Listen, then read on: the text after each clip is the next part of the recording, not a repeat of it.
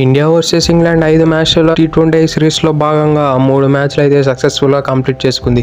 ఈ 3 మ్యాచ్లలో అయితే ఇండియా అయితే డామినేటింగ్ పొజిషన్లో ఉంది. కానీ మనము క్లియర్గా చూసినట్లయితే డెఫినెట్లీ ఇంగ్లాండ్ కూడా అంత ఈక్వల్గా ఇండియాతో పాటు రాణిస్తుంది. ఏమంటే ఒక మ్యాచ్ రిజల్ట్ అనేది మన ఇండియాకి ఫేవరబుల్గా వచ్చింది కాబట్టి మన ఇండియా 2-1 లీడ్లో ఉంది. అసలు 4th మ్యాచ్ ఎలా జరగబోతుంది, పూణేలో అసలు పిచ్ ఎలా ఉంది, ఇటువంటి ఎన్నో ఇంట్రెస్టింగ్ విషయాలు ఈ వీడియోలో తెలుసుకుందాం. ఇంకా లేట్ చేయకుండా let's get into the video. ముందుగా హెడ్ టు హెడ్ చూసుకున్నట్లయితే ఇండియా వర్సెస్ మరియు ఇంగ్లాండ్ అయితే ఇప్పటి వరకు 25 మ్యాచ్లు ఆడారు. అందులో 13 ఇండియా గెలిచింది, 12 ఇంగ్లాండ్ గెలిచింది. దీన్ని బట్టి చూస్తే ఆల్మోస్ట్ ఈక్వల్గానే జరుగుతుంది మన ఇండియా వర్సెస్ ఇంగ్లాండ్ బ్యాటిల్ అనేది. ఇక ఈ పిచ్ రిపోర్ట్ చూసినట్లయితే పూణే గ్రౌండ్లో ఇదైతే డెడ్లీ బ్యాటింగ్ ఫ్రెండ్లీ వికెట్. ఇదైతే విత్ ఈజ్ 200 రన్స్ చూసే అవకాశాలు చాలా ఎక్కువగా ఉన్నాయి. లాస్ట్ 3 మ్యాచెస్లో ఏదైతే మిస్ అయ్యామో ఈ మ్యాచ్లో మనం డెఫినెట్లీ అది పైసా వసూలు చేయవచ్చని కొన్ని ప్లాట్ఫామ్స్ చెబుతున్నాయి. అలానే కొంచెం ఫార్మర్ క్రికెటర్స్ కూడా చెబుతున్నారు ఈ పిచ్ అయితే విత్ ఈజీగా ఉండబోతుంది, ఇదైతే బెల్టర్ అని చెబుతున్నారు. ఇదైతే ఒక బ్లాక్ సాయిల్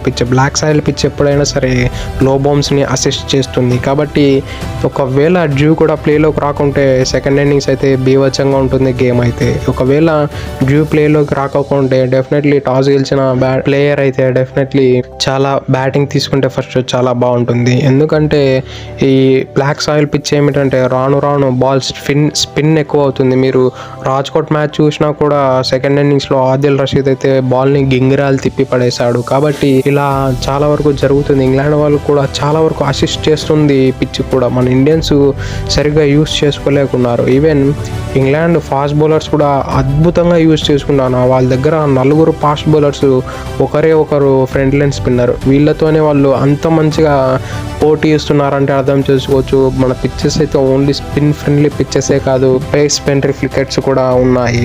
ఇక ఈ గ్రౌండ్ స్టాట్స్ చూసుకున్నట్లయితే ఇప్పటి వరకు ఈ గ్రౌండ్లో కేవలం 4 మ్యాచ్లు జరిగినాయి. అందులో ఈక్వల్గా ఫస్ట్ బ్యాటింగ్ చేసిన టీం 2 సార్లు, చేసింగ్ చేసిన టీం 2 సార్లు గెలిచింది. యావరేజ్ స్కోర్ చూసుకున్నట్లయితే 166గా ఉంది.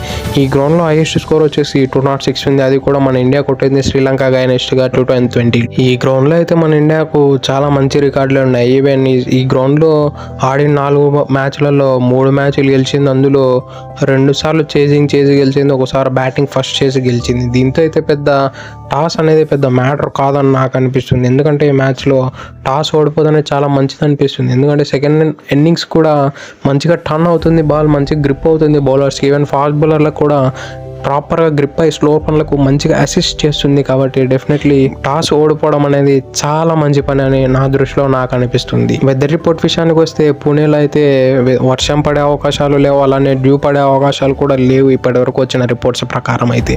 ఇక రాను ఏమైనా చేంజెస్ అయితే మనం ఏం చేయలేము, ఎందుకంటే వెదర్ రిపోర్ట్ అనేది ఎవరి చేతిలో ఉండదు కాబట్టి. ఇక ఇండియన్ టీం విషయానికి వస్తే మన ఇండియన్ టీం అయితే బ్యాటింగ్ అయితే కొలాప్స్ అవుతూ వస్తూనే ఉంది. ఈవెన్ మనం గెలిచిన 2 మ్యాచ్లు చూసుకున్నా కూడా ఏదో ఒక ప్లేయర్ నిలబడి కొట్టాడు. ఈవెన్ ఫస్ట్ మ్యాచ్లో చూసుకుంటే అభిషేక్ శర్మ, సెకండ్ మ్యాచ్లో చూసుకున్నట్లయితే తిలక్ వర్మ, థర్డ్ మ్యాచ్లో చూసుకున్నట్లయితే హార్దిక్ పాండ్యా నిలబడి మ్యాచ్ని గెలిపిద్దాం అనుకున్నాడు. కానీ అది అన్ఫార్చునేట్లీ ఓడిపోయింది. కానీ మన బ్యాటింగ్ అయితే డెడ్లీ ఫెయిల్ అయిపోతుంది. మెయిన్లీ కెప్టెన్ సూర్యకుమార్ యాదవ్ అయితే తన బ్యాట్ నుంచి రన్సే రావడం లేదు. అతడు కెప్టెన్ కాకముందు చూసినట్లయితే అతడు వద్దన్నా కూడా సెంచరీలు అందించేవాడు మన టీంకి. అతనికి ఏకంగా 4 T20 సెంచరీస్ ఉన్నాయి.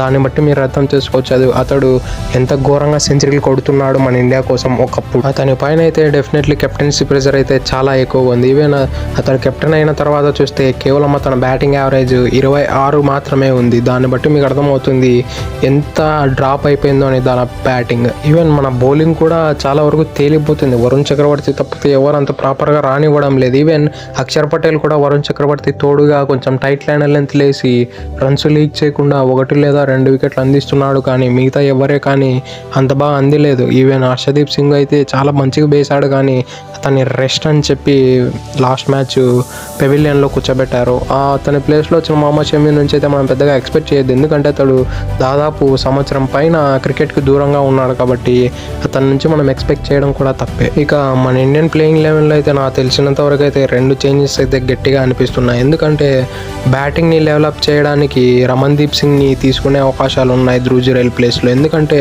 ధ్రువ్ జురేల్ని తీసుకున్నారే కానీ అతడు అంత వాల్యుబుల్ ప్లేయర్గా అయితే కనిపించలేదు. రమన్దీప్ అయితే అతనికి చాలా కేపబిలిటీస్ ఉంది. విత్ ద బ్యాట్ పెద్ద 6లు కొట్టగలిగే కెపాసిటీ ఉంది. అలానే ఇంకొక చేంజ్ ఏమిటంటే హర్షదీప్ సింగ్ని తీసుకురావచ్చు in place of Ravi Bishnoi. Ravi Bishnoi అయితే 3 మ్యాచ్ల నుంచి కేవలం ఒకే ఒక వికెట్ తీశాడు. ఈవెన్ లాస్ట్ మ్యాచ్లో తీసిన ఒక వికెటే, కానీ అతని ఎకానమీ చూస్తే 11 ఉంది. 11 ఎకానమీ అంటే అసలు చెల్లదు ఈ క్రికెట్లో. కాబట్టి రబీ విష్ణోయ్ ప్లేస్లో డెఫినెట్లీ హర్షదీప్ సింగ్ని తీసుకొస్తారు. ఇక ఇంగ్లాండ్ టీం విషయానికి వస్తే ఇంగ్లాండ్ టీం అయితే ఒక క్వాలిటీ క్రికెట్ ఆడుతుంది. లిటరలీ మన ఇండియన్ పిచ్చెస్లోకి వచ్చి వాళ్ళ పేస్ బౌలింగ్తో డామినేట్ చేసి పడేస్తుంది మన బ్యాటర్లని. వాళ్ళు పెట్టే ట్రాప్లు అయితే ఆన్ ద టాప్ అన్న ఇనీషియల్లీ పెట్టే సంజు శాంసన్కి అభిషేక్ శర్మ పెట్టే బౌన్సర్ ట్రాప్ అయితే అద్భుతం అని చెప్పుకోవచ్చు. T20 క్రికెట్లో బౌన్సర్ ట్రాప్ చాలా తక్కువ పెడతారు, అది ఎక్కువగా టెస్ట్ క్రికెట్లో పెడతారు. అంత రేరెస్ట్ సిచ్యువేషన్స్లో ఓడేస్లో కూడా పెడతారు. T20స్లో అయితే అసలు ఎవరే కానీ పెట్టరు. కానీ ఇంగ్లాండ్ అయితే ఆ డేర్ని తీసుకొని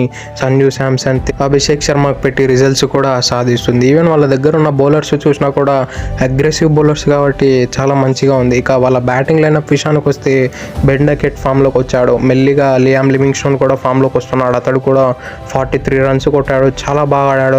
లోయర్ డౌన్ ద ఆర్డర్ వచ్చి టెయిల్ ఎండర్స్తో చాలా మంచిగా రొటేట్ చేశాడు. ఈవెన్ జోస్ బట్లర్ కూడా చాలా బాగా ఆడుతున్నాడు. ఒక రాంగ్ షాట్ వల్ల తన వికెట్ చేజార్చుకున్నాడు, కానీ జోస్ బట్లర్ కూడా చాలా ఆడుతున్నారు.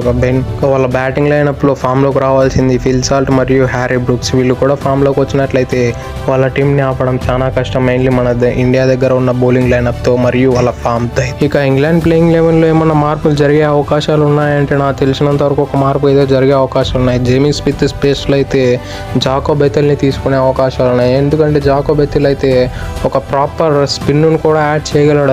అతని బ్యాటింగ్ కూడా చాలా మంచిగా ఉంది కాబట్టి జాకో బెథెల్ని తీసుకునే అవకాశం ఉంది. లాస్ట్ 2 మ్యాచ్లు అయితే అతన్ని ఇంజురీ కన్సర్న్తో బెంచ్ పైన కూర్చోబెట్టారు కాబట్టి డెఫినెట్లీ ఇప్పుడు జేమీ స్మిత్ ప్లేస్లో అయితే రీడైరెక్ట్ అయ్యే ఛాన్సెస్ 100కి 200% ఉన్నాయి. That's it for today. ఇలాంటి మరిన్నో వీడియో కోసం మన ఛానల్ సబ్స్క్రైబ్ చేసి డైలీ ఫాలో కండి. Thank you for it. Have a nice day.